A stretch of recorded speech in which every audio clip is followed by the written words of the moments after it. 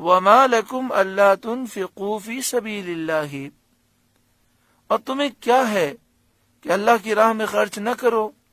وَلِلَّهِ مِيرَاثُ السَّمَاوَاتِ وَالْأَرْضِ، حالانکہ آسمانوں اور زمین سب کا وارث اللہ ہی ہے.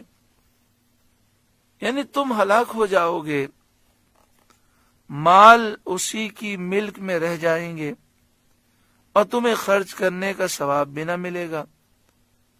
اور اگر تم اللہ کی راہ میں خرچ کرو تو ثواب بھی پاؤ.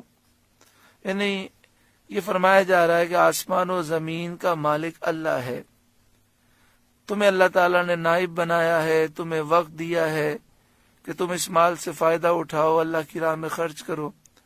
اگر تم نے اللہ کی راہ میں مال خرچ نہ کیا تو تم ہلاک ہو جاؤ گے، مال تو یہیں رہ جائے گا اور تمہیں خرچ کرنے کا ثواب بھی نہ ملے گا. لا يستوی منکم من انفق من قبل الفتح وقاتل، تم میں برابر نہیں وہ جنہوں نے فتح مکہ سے پہلے خرچ کیا اور جہاد کیا، جبکہ مسلمان کم اور کمزور تھے. اس وقت جنہوں نے خرچ کیا اور جہاد کیا وہ مہاجرین اور انصار میں سے سابقین اولین ہیں. ان کے حق میں نبی کریم صلی اللہ علیہ وآلہ وسلم نے فرمایا کہ اگر تم میں سے کوئی احد پہاڑ کے برابر سونا خرچ کر دے تو بھی ان کے ایک مد کے برابر نہ ہو، نہ آدھے مد کے. مد ایک پیمانہ ہے جس سے جو ناپے جاتے ہیں، یعنی یوں سمجھ لیں کہ آدھا کلو جو یا ایک پاؤ جو وہ صحابی خرچ کریں جو مہاجر ہیں، انصار ہیں اور سابقین اولین میں سے ہیں، اور کوئی دوسرا مسلمان احد پہاڑ کے برابر، احد پہاڑ 7 میل تک پھیلا ہوا ہے، احد پہاڑ کے برابر سونا خرچ کرے تو بھی وہ اس صحابی کے برابر نہیں ہو سکتا کہ جو سابقین اولین میں سے ہے اور ایک پاؤ جو وہ خرچ کرے. شان نزول حضرت کلبی علیہ الرحمہ نے فرمایا یہ آیت حضرت ابو بکر صدیق رضی اللہ تعالیٰ عنہ کے حق میں نازل ہوئی، کیونکہ آپ پہلے وہ شخص ہیں جو اسلام لائے اور پہلے وہ شخص ہیں جنہوں نے اللہ کی راہ میں مال خرچ کیا اور رسول کریم صلی اللہ علیہ وآلہ وسلم کی حمایت کی.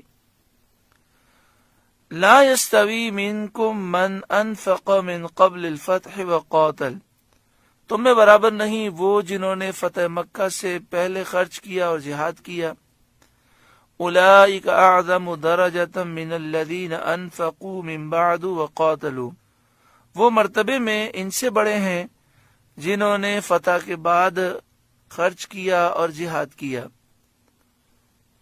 وَكُلًّا وَعَدَ اللَّهُ الْحُسْنَى، اور ان سب سے اللہ جنت کا وعدہ فرما چکا. یعنی پہلے خرچ کرنے والوں سے بھی، فتح مکہ کے بعد خرچ کرنے والوں سے بھی اللہ تعالی نے جنت کا وعدہ فرما لیا. البتہ درجات میں فرق ہے. فتح مکہ سے پہلے خرچ کرنے والوں کا درجہ اعلیٰ ہے. وَكُلًّا وَعَدَ اللَّهُ الْحُسْنَى کے تحت اعلیٰ حضرت امام اہل سنت فرماتے ہیں کہ تمام صحابہ یہ اللہ کی بارگاہ میں مقبول ہیں، جو فتح مکہ سے پہلے ایمان لائے وہ بھی، جو فتح مکہ کے بعد ایمان لائے وہ بھی. کسی صحابی کی بھی توہین کرنا یہ گمراہی ہے.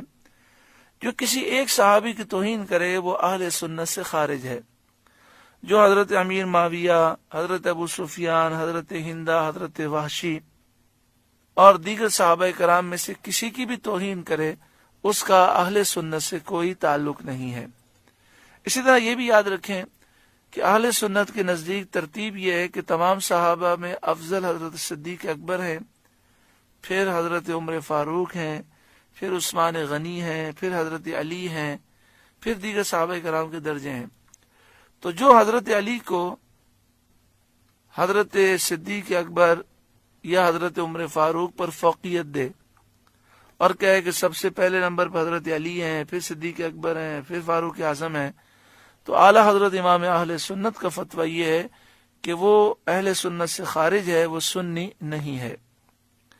اللہ تعالی عقائد حقہ کی ہمیں سمجھ عطا فرمائے، اور تمام صحابہ اور تمام اہل بیت سے ہمیں صحیح معنوں میں الفت و محبت عطا فرمائے۔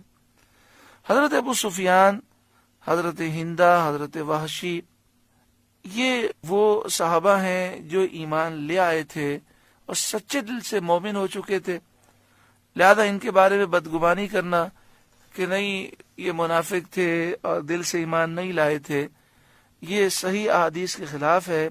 نبی اکرم صلی اللہ علیہ وآلہ وسلم نے احادیث طیبہ میں ان کے ایمان کی تصدیق فرمائی ہے، تو جو ان کی توہین کرے وہ رافضی ہے، وہ بدبخت ہے، وہ خارجی ہے، وہ اہل سنت سے خارج ہے۔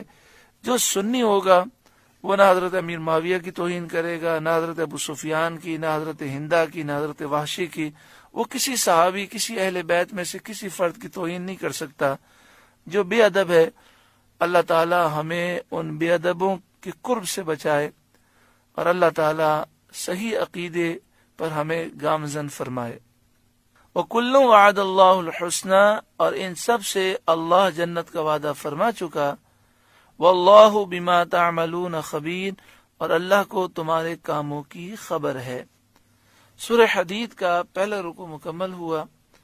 اللہ تعالی اس رکوع کے نور سے ہمارے قلوب کو روشن و منور فرمائے۔